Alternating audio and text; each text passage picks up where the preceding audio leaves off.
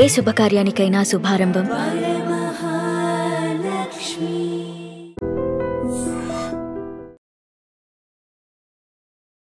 IBomma owner Ravi Imandi Ravi గురించి రోజుకొక update వస్తూ ఉంది. ఇప్పటికీ కస్టడీ ముగిసింది, మళ్ళీ కస్టడీ కొనసాగించాలి అని చెప్తూ పోలీసులు కూడా కోర్టుని రిక్వెస్ట్ చేస్తామంటున్నారు. అయితే ఇప్పటికున్నటువంటి అప్డేట్ బయటకు వస్తున్నటువంటి వార్తల నేపథ్యంలో చూస్తుంటే కనుక ఇప్పటికీ రవి చిన్నప్పటి నుంచి కూడా కాస్త క్రిమినల్ మైండ్ ఉందన్నట్టు, అలానే భార్యని ఉన్నటువంటి పాపని కూడా వేధించేవాడు, అందుకే భార్య దూరం కావాలనుకుంది, విడాకులు అందుకే జరిగాయని, అందుకే ఆమె పట్టించిందని, ఇలాంటివి కూడా మనం చూస్తూ ఉన్నాం. అయితే రవి హైదరాబాద్ వచ్చిన తర్వాత తన ఫ్రెండ్కి కాల్ చేశాడు. ఆ కాల్ని ట్రేస్ చేసినటువంటి పోలీసులు రవి విదేశాల నుంచి ఇక్కడికి వచ్చాడు అనే ఇన్ఫర్మేషన్తోనే పట్టుకున్నట్టు ఆ తర్వాత ఉన్నటువంటి అప్డేట్. అయితే ఆ తర్వాత జరిగిన పరిణామాల నేపథ్యంలో ఒకవైపు అనేక రకాల ఆరోగ్య సమస్యలతో బాధపడుతూనే మరొక వైపు కొడుకు కోసం ఆరాట పడుతున్నటువంటి తండ్రి గురించి మీకు తెలిసిన విషయమే. చిన్నప్పారావు గారు ఆయన బిఎస్ఎన్ఎల్లో పనిచేసి రిటైర్ అయ్యారు. ఆ తర్వాత ఐబొమ్మ అనే ఒక వ్యవస్థ, అదొక పైరసీ సంబంధించినటువంటి రాకెటే నా కొడుకుకు కారణమయ్యాడు అని తెలుసుకున్నాక ఆయన కూడా షాక్ అయ్యారు. ఆ విషయాలన్నీ కూడా మీ అందరికీ తెలిసిందే. రవిని అరెస్ట్ చేసిన తర్వాత కస్టడీలోకి తీసుకున్న తర్వాత మీరు కాల్ చేశారా బాబుకి? నేను చేయలేదు మేడం, వాళ్ళే చేసుకొచ్చారు పోలీసులు. ఒకరోజు చేసుకొచ్చారు, ఇప్పుడు 3 రోజులు ముందు చేశారు. చేస్తే ఎవరండి అని అడిగాను. క్రైమ్ బ్రాంచ్ నుంచి మాట్లాడుతున్నా హైదరాబాద్.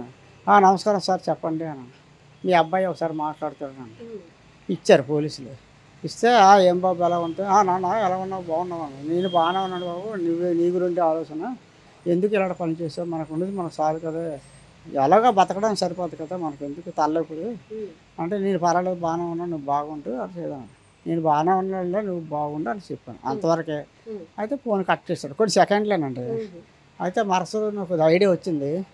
ఐడియా వచ్చి నంబర్ ఉంది కదా మనకాడ అని ఆ సెల్లో నెంబర్ చూసి మళ్ళీ ఫోన్ చేశాను. 11 తర్వాత చేశాను. చేస్తే ఎత్తలేదు, 2 సార్లు చేసాను, ఎత్తలేదు.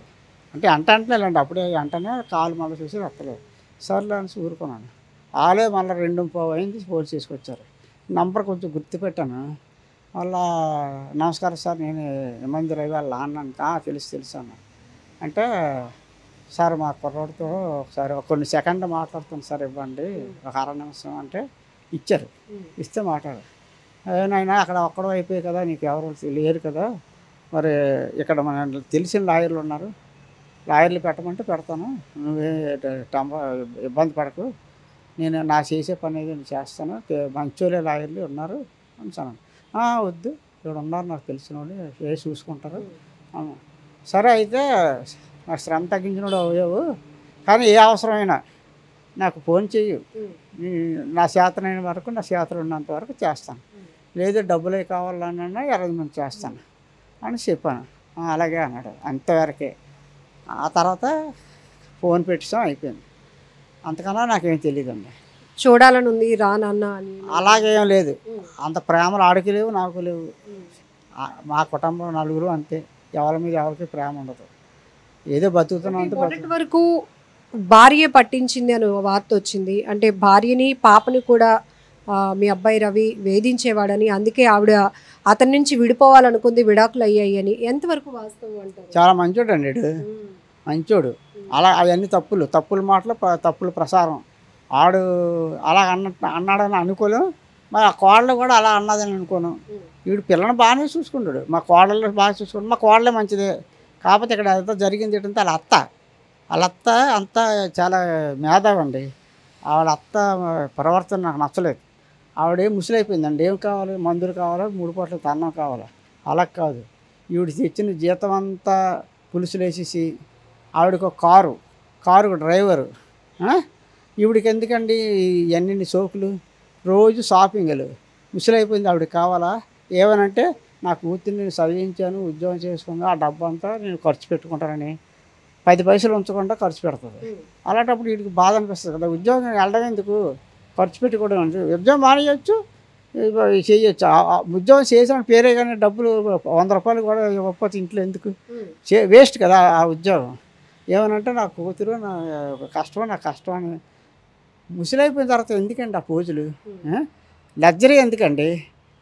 ఆవిడకు ఒక కారు డ్రైవరు, మళ్ళీ షాపింగ్లు, మరి కారు ఉంది, షికారు వెళ్తుంది, షాపింగ్కి వెళ్తుంది, షాపింగ్లు చేస్తూ ఊరుకుంటారా, బోల్ డబ్బులు అవుతాయి. ఇవన్నీ అడగకూడదు. వీడు అడిగితే చెడ్డోడు.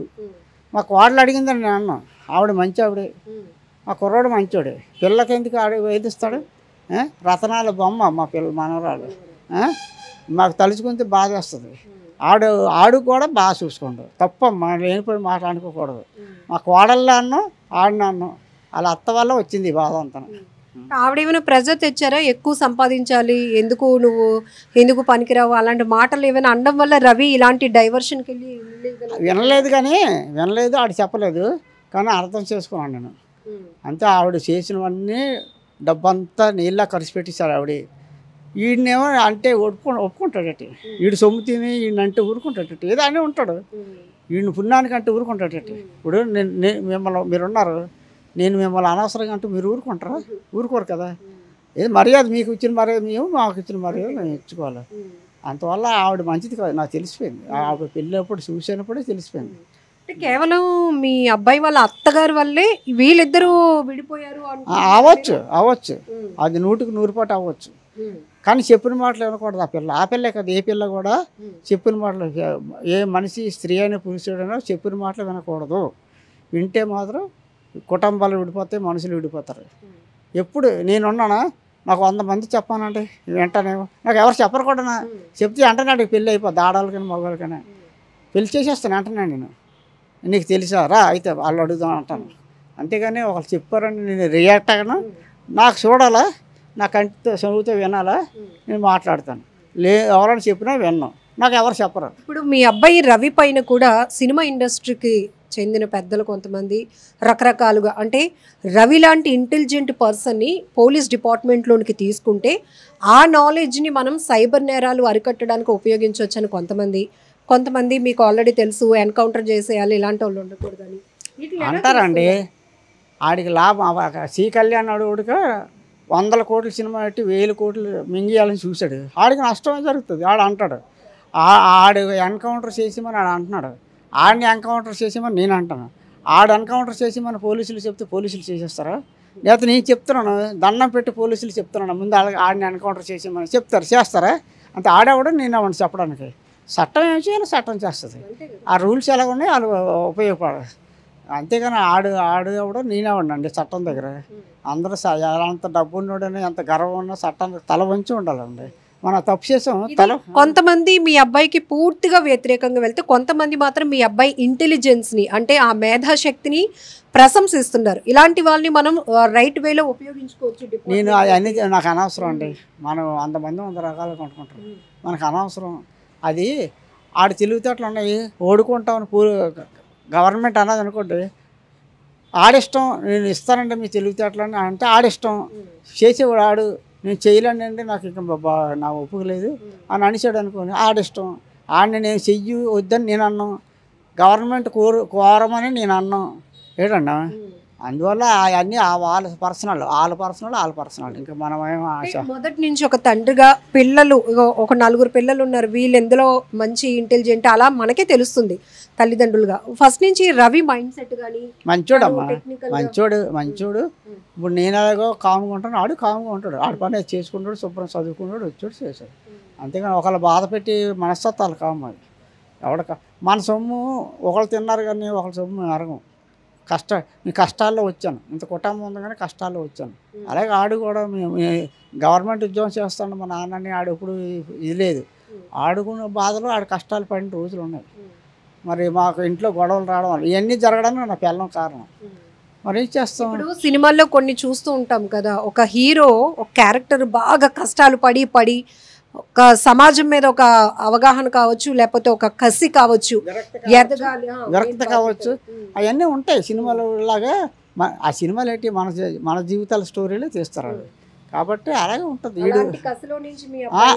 కసి కాదు, ఆకలి. కసి వేరు, ఆకలి వేరు.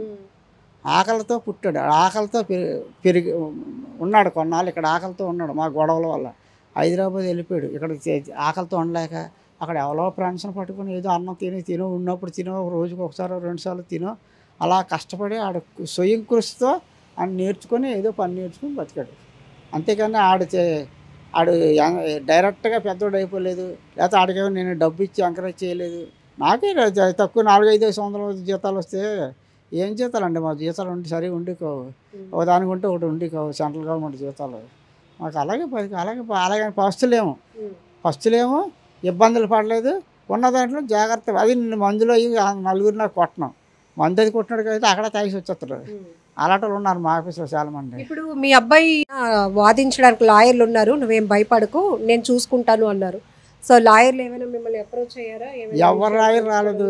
సలీం అని ఒక లాయర్ గారు వచ్చారు, వచ్చి మీ అబ్బాయిని నేను వాదిస్తానండి అని అంటే, మీరు వాదిస్తారు సార్, డబ్బులు ఖర్చు పెట్టుకొని కోర్టుల చుట్టూ నాకు తిరిగి ఓపిక లేదు, నాకే బోల్డెన్ రోగాలు ఉన్నాయి, మీరు వాదిస్తారా? వాదించవచ్చు, నాకు ఓపిక లేదంటే ఆయన అన్నారు, మీరు డబ్బులు ఇవ్వక్కర్లేదండి, నేను ఫ్రీగా వాదిస్తాను, సంతకం పెట్టండి. ఒక సంతకం అంతే. నేను అన్నా, సంతకం పెడితే ఇంకా కోర్టులు కట్ట రమ్మంటారా బాబు, తిరిగి ఓపిక లేదు, నాకు ఒంట్లో బాగలేదు, దయచేసి నన్ను వదిలేయండి చాలు. అంత అవసరం అనుకోండి, లాయర్ అవసరం అనుకోండి, మీ నంబర్ ఇచ్చారు, అడిగి తీసుకున్నా, ఇచ్చారు కదా, నేనే ఫోన్ చేస్తాను. ఇప్పుడు మీ దగ్గర 2 సమస్యలు ఉన్నాయి. ఒకటి ఆరోగ్యం మీకు సహకరించట్లేదు, కోర్టులు కానీ ఎక్కడికి తిరగాలని. 2 ఆర్థికంగా అంత లాయర్లకు ఫీజులు ఇచ్చుకునే స్తోమత లేదు. కానీ జనం చెప్తున్నారు, ఏ లాయరు రవి కేసుని టేకప్ చేసినా కావాల్సిన ఫీజు ఇస్తాం, మా దగ్గర 5,000 ఉన్నాయి సార్, మీ ఫోన్పే పెట్టండి 5,000 ఇస్తాం అంటే జనం మీ అబ్బాయిని అంత ఓన్ చేసుకున్నారు. వాళ్ళు ఇవ్వక్కర్లేదండి, నేనే ఇస్తాను లాయర్కి. నేను ఎవరు ఈ సలీం గారికి వాళ్ళకి అందరికీ చెప్పాను, మీరు వెళ్ళండి, ఆడు ఉపకారం చేయండి, మేలు చేయండి. ఆడు నాకు పలానా లాయర్ గారు నాకు ఉపకారం చేశారు నాన్న, మేలు చేశారు, ఆయనకి ఏమైనా డబ్బులు అంటే నేను ఇస్తాను. కాబట్టి ఉత్తినే అక్కర్లేదు, ముందుగా నేను డబ్బులు ఇచ్చేవాడిని కాదు, కోర్టు చుట్టూ తిరగాలేను, నన్ను వదిలేయండి. ఆడు కావాలంటే పెట్టమంటే నాకు తెలిసిన లాయర్లు ఉన్నారు, పెడతాను, అంతేగాని చుట్టుపక్కల తిరగాలని, నన్ను వదిలేయండి బాబు అని దండ పెడితే ఒకటి వదిలేడు. ఇప్పుడు మీ అబ్బాయికి సంబంధించి ఫ్రెండ్స్ చాలామంది ఉన్నారు, వాళ్ళకు కూడా ఏవో డబ్బులు ఇచ్చి డిజైన్లు అవి చేయించుకోవడం అది జరిగిందట. సో ఆ ఫ్రెండ్ ఫోన్ ద్వారానే మీ అబ్బాయి హైదరాబాద్ వచ్చే విషయం కూడా పోలీసులు తెలుసుకున్నారు. అలాంటి ఫ్రెండ్స్ ఇక్కడ నుంచి ఉన్నారా, మన వైజాగ్ నుంచి? కానీ ఇక్కడ ఎవరు లేరండి, ఉన్నోళ్ళు ఇక్కడ చిన్నప్పుడు చదువుకుని ఉన్నారు, కానీ ఇక్కడే ఉండిపోయారు వాళ్ళు, అంతే ఇంకెక్కడికి వెళ్ళలేదు. అక్కడ తగిలిన ఫ్రెండ్స్ ఉంటారు కదా, వాళ్ళెవరో చెబుతుంది, అవన్నీ ఆ లింకులన్నీ మనకు తెలదు, తెలియని మాట్లాడను, తెలిసినవే మాట్లాడతాను, తెలియని ఇప్పుడు ఎంత జరిగినాక మీ కోడలతో మీరు మాట్లాడారా ఫోన్ కానీ? లేదండి, అప్పుడే కట్ చేసింది ఆవిడ. ఏదో అడిగి 4 సంవత్సరాలు దాటిపోద్దండి, 4 సంవత్సరాలు దాటిపోద్ది. మరి ఏది మాట్లాడింది ఆవిడ, మీరు రండి గిండి అని ఏది అన్నది. ఇలాగ చూసుకోవడానికి ఆవిడ దగ్గర నేను లేని, నా దగ్గర ఆవిడ లేదు, నేను అక్కడికి వెళ్ళలేదమ్మా. ఆవిడ వచ్చింది 2-3 సార్లు వచ్చింది, ఉన్నప్పుడు బాగానే అన్నీ మాకు టైంకి అన్నం పెట్టిస్తుంది, అన్ని చేసేది, గిన్నెలు అవి తీసేసేది. నేను ఏదైనా అందుకుందాం అంతే, వద్దండి కూర్చోండి మీరు అని అనేది. వంటగదిలో ఏదైనా సాయం చేస్తాను, చాలా మంచిది, చాలా మంచిది. పూజలే మా హిందూ పూజలే చేస్తుంది ఆవిడ. ఆవిడని నేను తప్పుగా ఒక మాట అన్నమ్మా, మరి ఆడాలి ఎలా పోయారో తెలియదు.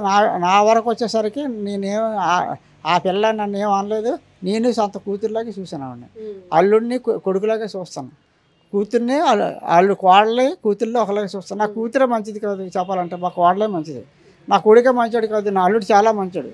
మా అల్లుడు మేలు బంగారం, మా అల్లుడు ఎలాంటి అంటే బంగారం కూడా అది డామేజ్, కానీ మా అల్లుడు అలా కాదు, చాలా మంచోడు. నన్ను ఒకసారి చూడాలని ఉంది అంటే వెళ్తారా ఓపిక చేసుకుని? చూడాలంటే వీడియో కాల్ చేస్తాను, అంతేగాని నేను వెళ్ళే ఓపిక లేదు. వీడియో కాల్ అయినా అదే బొమ్మ కదా, చూస్తాను, మాట్లాడతాను, దానికి ఏముంది. దాంట్లోకి మిమ్మల్ని గట్టిగా తీసుకుని, ఎందుకంటే ఇటు అత్తింటి నుంచి కానీ భార్య నుంచి కానీ ఎలాంటి సపోర్ట్ లేదు. ఇప్పుడు చెప్పాలంటే రవి సింగిల్ ఫైట్ చేస్తున్నట్టు. సింగిల్ అంటే వాళ్ళ ఫ్రెండ్ వాళ్ళే, ఇంకా నాకు ఎవరు లేరు. ఎందుకంటే ఆడు ఉన్నప్పుడు సారీ ఆడు మామూలు సమాజంలో మామూలు బాగా ఉన్నప్పుడు కూడా ఆడు ఏమి లింకులు ఏమి లేవు.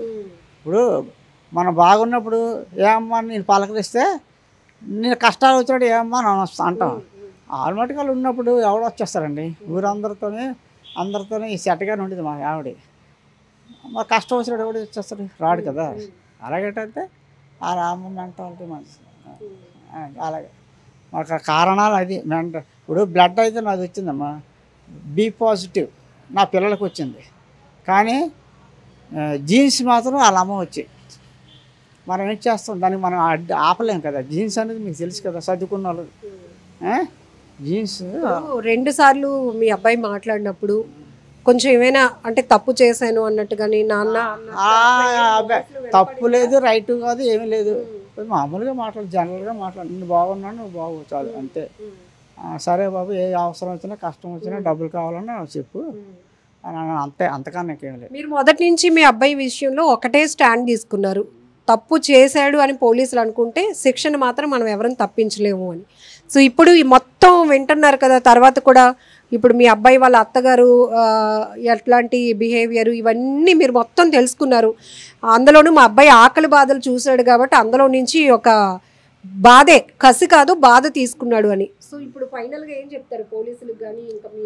నేను పోలీసులకి చట్టానికి చెప్పినంత పెద్దోడు కాదమ్మా. పోలీసుల వరకు వెళ్ళింది, కోర్టు వరకు వెళ్ళింది. వాళ్ళు ఏం చేయాలో వాళ్ళ ఇష్టం. అది ఉంటాయి, రూల్స్ ఉంటాయి. ఆ రూల్స్ ప్రకారం ఏం చేయాలో సజ్జనార్ సార్కి వెళ్ళి నేను కాల్ పట్టుకుంటాం. సార్ వదిలేయండి, పట్టుకుపోయింది, ఇంకెప్పుడు అలా పనులు చేయడం అంతే వదిలేస్తారు. ఆయన ఎలా ఉందో అలా. ఆయన ఇంట్లో పని అనుకోండి, వెళ్ళి నేను కాలు మీద పడతాను.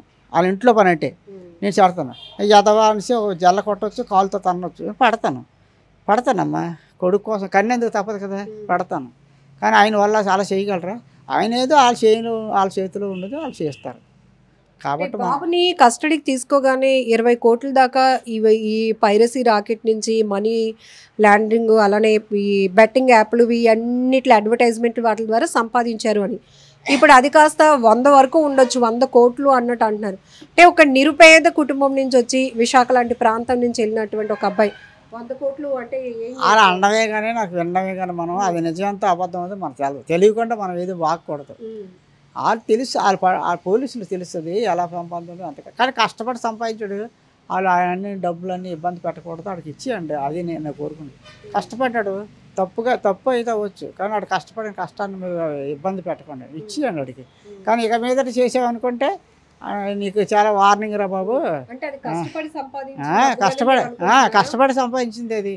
కష్టపడి తెలివితేటలు తెచ్చుకొని కష్టపడి సంపాదించాడు. కాబట్టి ఈసారికి కష్టం ఎందుకు అవుతుంది, తప్పు అవుతుంది అని. తప్పు అవ్వచ్చు అమ్మా. కానీ కష్టం అంటే సినిమాలో నిర్మాతలు టాప్ హీరోల కష్టాన్ని మీ ఓడి దోచుకున్నాడని అలాగే లేదమ్మా, కష్టాన్ని దోచుకోలేదు. వాళ్ళు నిర్మాతలు ప్రజల సొమ్ము దోచుకోలేదా అంతే. అలాగనే నేను వాళ్ళ తప్పు వీళ్ళు తప్పు అనలేదు. వాళ్ళేటి 100 కోట్లు ఆడుతాండ్రు బ్లాక్ మనీలు, 1000 కోట్లు లాగేస్తాండ్రు. సినిమాకి వెళ్తే తెలుస్తుంది మీకేటో ఆ రేట్లేటో. నేను ఇప్పుడు కాబట్టి నేను ఎన్టీ రామారావు ఫేవరెట్, పాత ఎన్టీ రామారావు ఫేవరెట్. ఆ బాలకృష్ణ కానీ, కళ్యాణ్ రామ్ కానీ, జూనియర్ ఎన్టీఆర్ కానీ సినిమాలు ఉంటే వెళ్తాను. వెళ్ళేటప్పుడు వెళ్ళాలనిపిస్తుంది.